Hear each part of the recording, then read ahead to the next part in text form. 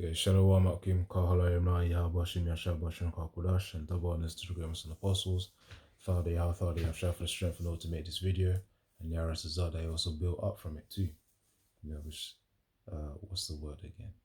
Well, yeah, edify means to build up, exhort means to encourage. So you know, Yara Sazad, I edify too. So this is the part 2 to the other previous video. You know, and it's the brother Ratazar Racha Halawa, yeah, which means willing spirit, praise Yahweh. You know, this is the part 2 to the other video, which I named Ignorance is Bliss until the consequences are hit, man. So until the consequences hit. Because, you know, that's really reference upon Israel being in that state of sleep, you know, spiritually asleep. But, you know, being in that state of, well, yeah, I could say drunkenness as well, you know, of the world. And also being asleep, which being asleep is part of, you know, which being drunk of the world, you know, spiritually drunk, you know, of the worldly things. I'm saying spiritually drunk. Basically, being drunk of the world, you know, in a metaphorical sense, is really part of being asleep, man. You know, so of course, those who feel are asleep will be caught in snares, will be caught in traps. You know, spiritual traps and traps of destruction, traps of famine, traps of pestilence. You know, just like the way certain Japes were trapped by the juice. You know, when they were pumping it into people, man. You know, go for round 1, round 2, round 3, round 4. You know, get them software updates. You get what I'm saying? So yeah, this is the part 2 to that. Let me start from the previous verse that I read. Exodus 15 and 26. And said, if thou wilt diligently hearken to the voice of the Lord Yahweh thy power. So I mean, if you're going to listen carefully with persistent effort, and will do that which is right in his sight, and will give ear to his commandments, and keep all his statutes, I will put none of these diseases upon thee, which I have brought upon the Egyptians, for I am the Lord that healeth thee. That's the point. So again, as I mentioned in the previous point, Yahweh Hashem Yeshua is our source of power. That's really the point. Our source of energy. He healeth us, man. Because he's the one who actually makes the fasting actually work. You know, in a spiritual sense, and obviously in a physical sense as well. When your body starts to heal, you know. But yeah, because you know, as I mentioned before, there's many physical benefits of fasting too. So it's all through the power of Yahweh Hashem Yeshua at the end of the day. Because you could have it where a person fasts and has no physical benefits, you know. Because it's not just physical, but it's both spiritual, mainly first and foremost, and then physical as well. That's like a byproduct of it, which is yapa, man. And really, even just in Israelite customs as well, you know, the way to live life. You know, as it says, little meat is sufficient for thee. You know, roughly paraphrasing, which means just a little bit of meat is really good. Of course, that was more so potent back in the day when the actual food was, you know, packing in nutrients. But right now, you got, you know, genetically modified organisms, which is GMO foods. You know, which you should just be doing some clarkness, man, some nonsense. You know, because you're extracting nutrients from the actual herbs and plants, and of course natural foods of the earth, and then putting them into supplements, man. Which, by the way, certain supplements as well. You know, obviously each bro with how they operate. That's why you know we gotta pray to Yahweh Hashem Yeshua. You know, with whatever we eat, whatever we take in, man. Because don't get me wrong, supplements are also useful. You know, it's in the name supplement. It's not the main thing, but it's to support, you know, the initial consumption of food, man. You know, that's what it's for. Because, you know, certain supplements as well kind of have, I don't know if they call it like metallic poisoning or something. But basically, it's not as pure as one may think it can be. You know, that's why I've got to pray to Yahweh Hashem Yeshua as we're taking it. You know, as we're taking in foods, we've got to pray to Yahweh Hashem Yeshua, man. Because as I said, they are helpful. You know, brothers have made many videos based upon that as well. You know, brothers, elders. So I think that was Exodus 15 and 26. So the point is that Yahweh Hashem Yeshua is our source, and because of the fact that we didn't diligently hearken to the voice of Yahweh Hashem Yeshua, That's why Israel's in this position. Now, so that was Exodus 15, verse 26. Let me see if I can get the other precept here. And because of the fact that, ignorance is bliss, when they awaken will be when they start to suffer. And I'm talking about Israel here. The 2/3 of whom are asleep right now. Those of whom, Israelites of whom are, in the world asleep, just chilling and whatnot. They're going to awaken soon, man, from that sleep. And that's going to be through the harsh way, which is obviously through the judgment of Yahweh Hashem Yahshua and the suffering that they're going to have to go through, the famine, the pestilence, man. There's more pestilences to come. It's not just the CV-19 thing that happened. So, Hosea 5:15, I will go and return to my place till they acknowledge their offense and seek my face. In their affliction, they will seek me early. That's it. In their affliction, they will seek me early. They will seek Yahweh Hashem Yahshua early. And it's true. Typically, when people are in trouble, that's when they ask for help. It's the same context here. Especially if they haven't had any measures put in place, before they ask for help. But yeah, that's what it is, man. Israel has no plan B. The plan A is Yahweh Hashem Yahushua. That's the only plan that we got. That's why it says it. And those who reject the plan A, they're going to be diminished, man. They're gone. It says here, I will go and return to my place till they acknowledge their offense. So it's like, okay, confessing to Yahweh Hashem Yahushua that you've sinned, that you've been in this state of disobedience and being as a stubborn child. It says, acknowledge their offense and seek my face. As we also create these videos, we pray to Yahweh Hashem Yahushua, we fast. That's us seeking the face of Yahweh Yahushua. As we use the names Yahweh Yahushua, with faith, that's also seeking the face of Yahweh Hashem Yahushua. So it says, in their affliction, they will seek me early. Again, people tend to ask for help when they're in trouble, man. That's why, again, you just got to be cautious of how you treat people out here, man. You never know who could be helping you. That goes for any one of us, man. So, Yarat is all you got to pray for. I got to pray for stability of mind when it comes to just dealing with people, of the world. You may have come across a demon every now and then. I say every now and then as if it's occasion. But yeah, whenever, in the workplace, school, whatever community that you're a part of, Yarat is all that you have stability of mind, man. Because, the most I could have it where certain individuals just may help you. And some of whom you may think is an Edomite could actually be an Israelite as well. Brothers tend to sense it in the spirit anyways, man. But that's the point right there. So yeah, in their affliction, they will seek me early, man. But the point is, our faith is in Yahweh Hashem Yahushua, man. Because, help can come in many forms at the end of the day. Can come in many forms, but we've got to use wisdom and discretion, because not everyone whom you think you may trust can be trusted. That's the thing, especially when it comes to people of the world, man. The scripture says, never trust thine enemy. Those of the world that are against Yahweh Shai, so technically those of the world are our enemies. That's a little bit of a thing to say there. Are our enemies, as in ARE and then OUR, enemies. Had to break that down, innit? Alright, so that's Hosea 5:15. Let's get another one.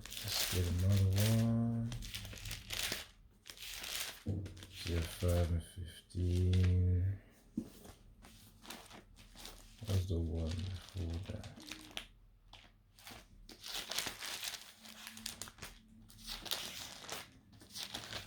In their affliction, they will seek me. Just watch. When Yahweh Hashem Yahshua has it where there's going to be no food in the major stores anymore, you got Target and Walmart over there in America. And here you got Sainsbury's, Asda, Tesco, Aldi, Waitrose, Cooperative over here in the UK, especially in London. When those shops stop having deliveries, into their rooms. When those stocks in those warehouses, in those shops, start to diminish, and there ain't gonna be no access to food, people will go crazy. And that's when you go and see. That's when people, Israelites, especially those people who are unaware of these things, they're gonna feel the wrath of Yahweh Shem Yashai. They're gonna go crazy. You're gonna have other Israelites going crazy upon other Israelites. So it's gonna be that 2/3 versus 2/3. That's the thing. But as Yahweh Shem Yashai said, He will look after us in that time. In famine and destruction, thou shalt laugh, which means we'll be in a state where we're gonna be really seeing the 2/3 as entertainment at the end of the day. But that's going to take the spirit of Yahweh Shem Yashai to be placed in that state of confidence, to be able to laugh at vessels pretty much vessels getting casted away and spirits going back to the spiritual realm, man, where Yahweh Shem Yashai belongs, man. You need to collect those spirits. So it's going to be a crazy time, man. As I said in the previous video, fear will increase this year, man. Fear will increase, and not just any old fear. Fear of Yahweh Shem Yashai will increase this year, man. So, what was I even gonna get? Well, yeah, Proverbs 13 and then 16.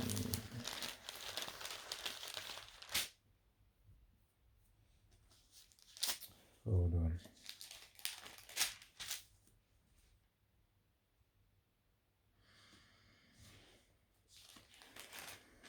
You always gotta pray to Yahweh Shem Yashai to preserve us from these times, man.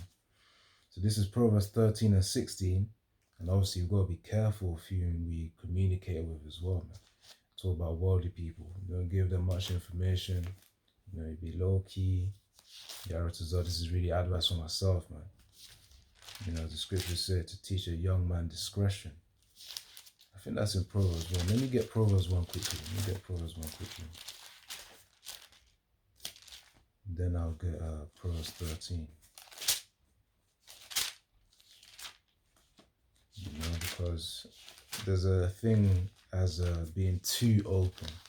That's something that I've noticed that I got to work on. In terms of just talking too much for really anyone, females of the world especially, man. Sometimes it's just best, the less you say, the better. That's really what it is. So Proverbs 1.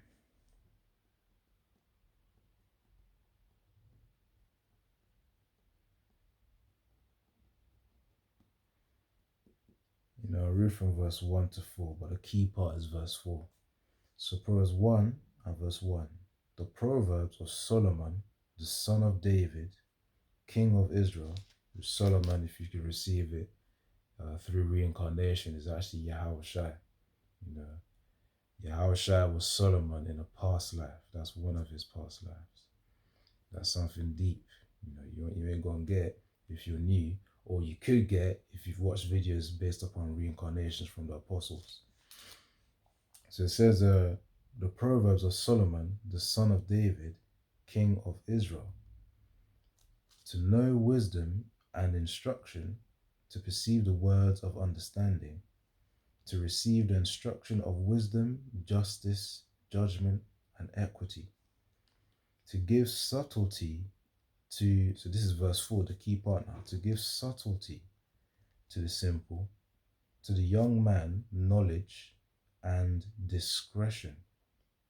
So, as a young vessel, you ought to have knowledge, which is really the knowledge is based upon these scriptures. That's the real education, that's the real knowledge, which is going to be, that's really the long-term knowledge. That's the knowledge that's going to outlast all other forms of knowledge, man. You got knowledge of the world, such as, trades and crafts that you have, but you got true knowledge, long-lasting knowledge, which surpasses all, and that's the scriptures. And it says, and discretion.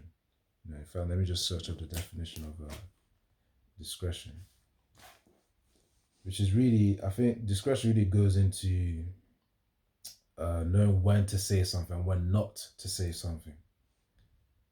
As I said, this really applies for me. You know, because when you observe yourself, you start to realize certain things that you need to sort out, you know, part of your personality and whatnot, or part of your character. So, you know, you pray to Yahweh Shim Yashai and then you take action upon it, man, with faith. So, definition of discretion.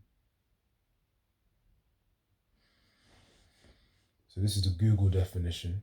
It says, the definition of discretion, the Google definition of discretion says, the quality of behaving or speaking in such a way as to avoid causing offense or revealing confidential information. It says that the freedom to decide what should be done in a particular situation. So to know what to do, basically. But the key part is the first definition where it says the quality of behaving or speaking in such a way as to avoid causing offense. You know, remember Matthew 5:25, agree with thine enemy quickly. There's a context to that as well. You won't do that every time. You know, if it's on about the MOTB, you go pray to Yahweh Shim Yashai, man. But the thing is that really he will, you know, as Yahweh said, I think it's in Revelation 3 and verse 10, that he will keep us from the hour of temptation, man. So you have to have faith in that precept too. So let me read it again. Definition of discretion: the quality of behaving or speaking in such a way as to avoid causing offense or revealing confidential information. So, of course, causing an offense, that could put an unwanted target on your back, man, unnecessarily. You know, so it says avoid causing offense or revealing confidential information. So, yeah, man, that's what it says when it says to give subtlety to the simple, to the young man, knowledge and discretion. Because, yeah, you know, young men, you know, as myself, may have that, how can I call it? That very open, not open perspective, but more, how do I describe it, man? I'm trying to find the right word. More naive, yeah, more naive perspective, you know, of the world, man. You know, you may not know who to trust and whatnot. You know, you may not have that discretion, you know, or not even who to trust, but rather you may trust too quickly, you know. So again, that's discretion right there, man. You know, to behave in a way so that you don't reveal confidential information, that's one. And also to avoid causing offense, that's two. So Yaratazar, you know, brothers that need that, got to pray for that too, man. Of course, as I said, this applies for myself. So, you know, that's really something that Israel doesn't even have as well, man. You know, going back to the topic, Israel don't have discretion. They ain't got knowledge. They ain't got spiritual discretion, man. You know, they ain't, you know, Israel does be causing offenses left, right, center, man, even with their enemies. It says, or revealing confidential information of which would hinder them, you know. At the end of the day, you know, it's all the Most High's will. Esau does a diligent search, so he has his ways of trying to manipulate Jake, especially with simple things like food and also TV programs as well. You know, so yeah, man. You know, all that stuff about I don't even know if I should even say it as well, because I was watching a little bit of a documentary yesterday as well, on which goes into mind control, man. You know, when I say mind control, I'm talking about, you know, the CIA type of things, you know, which they were doing back in really 1965, around 1965, which the operations actually began on experimenting on people as well, you know, giving them drugs and whatnot. You know, Esau has his way, so how much more, if that was then, and the technology and knowledge has increased right now, how much more tools does he have, man? Even in the movie Leave the World Behind, you know, that ringing signal that was there in the program, that was actually supposed to trigger certain things, you know, in the body, you know, for those, of course, who would have taken the juice. That could have been something too. You know, if you go into these alternative platforms, you know, people actually did analysis on the audio signal as well, which would has an intention to provoke something within the body, man. Anyways, before I get too deep into that stuff, let's get on with the lesson. That's Proverbs 1. to teach the young man, discretion, man, knowledge and discretion. Now let's hold on. Let me see something here.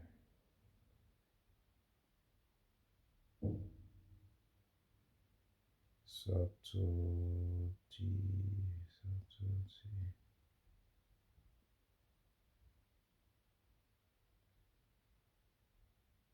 Okay. Hold on, hold on, hold on, hold on. Let's see subtlety. Let me, because I was also going into the word, the first part of that verse where it talks about to give subtlety to the simple. Let's get that quickly, just to get the all rounder there in the verse. It says to give subtlety to the simple. So we've dealt with the young man now. Now it says subtlety to the simple. Simple really refers to those who don't know much and may seem stupid, for lack of a better term. But yeah, for those who don't have that wisdom yet, I'll say. So subtlety to the simple, which we all were in that stupid state, once in the world as well. So subtlety. Hold on, let me get the definition here. Subtle. Okay, cool.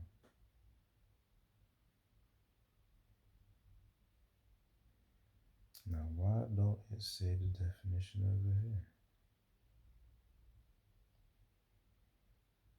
Okay, let's go to dictionary.com then.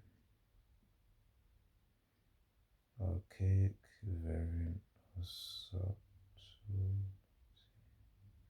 Oh, okay. They were spelled different. Okay. So yeah, it says subtlety. It means the state or quality of being subtle. Something not too commanding of attention. You could liken it onto that. It says a delicacy or nicety of character or meaning, acuteness or penetration of mind, delicacy or discrimination. Let me get something. Okay, let me read definition of subtle. Subtle. So it says something that's thin, tenuous, rarefied, as a fluid or odor. Let me get something more accurate here. It says requiring mental acuteness, penetration, or discernment. So that's what it means to be subtle. Mental acuteness, how sharp is your mind? Penetration or discernment, man, which goes into really using wisdom to make decisions. It says here cunning, wily, or crafty. So that goes into being smart, man. Teaches. So what it says to give subtlety to the simple, really mental acuteness, discernment to the simple, which again goes into wisdom. So again, let me get into Proverbs 13. This is the key part I want to get. I'll probably close out soon as well. Right, so Proverbs 13.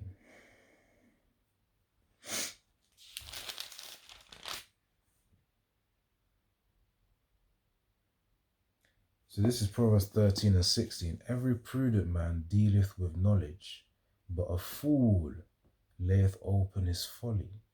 So a prudent man again goes into having that foresightedness where you can see, you have foresight into the future. That's the thing. That's what really being prudent is. Being cautious of your decisions. In fact, I'm gonna just get that out too, just for the sake of it. So prudent. So to be prudent, it says to be wise, judicious, in practical affairs, discreet or circumspect, sagacious, sober. And it says careful in providing for the future. So yeah, prudence prudence really goes into wisdom and having foresight for the future, man. That's what it says there, practical affairs, and of course in spiritual affairs even more so.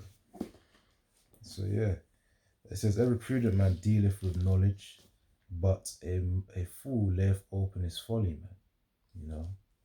So that goes into the young man with discretion as well, man. So that You know, the young man knows when to say something and when not to say something. Again, discretion goes into not behaving in a way where you don't reveal confidential information or you avoid offenses. That's the thing. So yeah, keep up. Every prudent man dealeth with knowledge, man. And then this is the knowledge. The scriptures are the knowledge that we're supposed to be getting out here, man. So yeah, that's Proverbs 13 and 16. And you know, just from that precept alone, Israel does not deal with knowledge. The knowledge of Yahweh Shem Yashai, Israel does not deal with it, man. Israel don't care about it. You know, as I read in Isaiah 1, verse 3 to verse 6, you know, about Israel being likened unto, they don't consider Yahweh Shem Yashai. You know, that's in verse, that should be in verse 3. Isaiah 1 and verse 3. That was in the previous video though. So again, Proverbs 13 and 16, every man dealeth, every prudent man, every wise man, you know, every judicious man dealeth with knowledge. You know, those are like synonyms for prudent. Even more so, a synonym for prudent is careful, cautious, sensible. You know, so yeah, it says careful and providing for the future as well. That's the second definition. So it's all about being cautious. You know, every prudent man dealeth with knowledge, but a fool layeth open his folly, man. And Israel has laid open their folly. That's the thing, because they've departed from Yahweh Shem Yashai, the source of wisdom, the source of our power. That's the point. So, you know, as I named the video, ignorance is bliss. And what did I name it? Ignorance is bliss until the consequences hit. And the narratives are this year, those consequences, those judgments will hit, man. Famine, pestilence will hit. All this is just going to be mixing the pot of Jacob's trouble, man. You know, obviously metaphorically speaking it. But yeah, it will be mixing the pot in Jacob's trouble. That's what's going to be. So we've got to pray to Yahweh Shem Yashai, man, that, you know, he preserves us in this time, and we have to have faith that he will preserve us as we continue to do these works too. You know, because again, you know, family of the world is coming. So, you know, from then on, man, it's like, you know, you got to have this, everything that you've studied, you better remember it, man. That's the point. You know, this goes free for myself first, and, you know, for any other brother that it applies to as well. You got to remember and stay faithful, man. You know, as the scripture says in Psalms 119 and 4, thou hast commanded us to meditate upon thy precepts diligently. You know, meditate, think about the precepts diligently. Typically, best scenarios is where, you know, you're going through, you know, you're navigating the world wherever that you may be, and then you know, okay, you're put in a certain situation, you meditate upon the precepts, then you apply it then and there. You know, that's what's going to help to strengthen you. And the more, you know, the way to say, the more you repeat something, the more likely you are to master it. You know, I think Apostle Gabal says this at times as well. Repetition is the father of skill. Another saying is repetition is the key to mastery. Both sayings go hand in hand. You repeat things in order to master them. You know, now with each repetition, another word is also iteration, which is again goes into repeating. With each repetition, each iteration, you know, each step you can improve as well, man. You know, it's not just doing the same thing, but it's also improving each attempt of that thing. You know, that's how you get stronger. But, you know, 3 Yahweh Shem Yashai at the end of the day. So I'm going to end off there.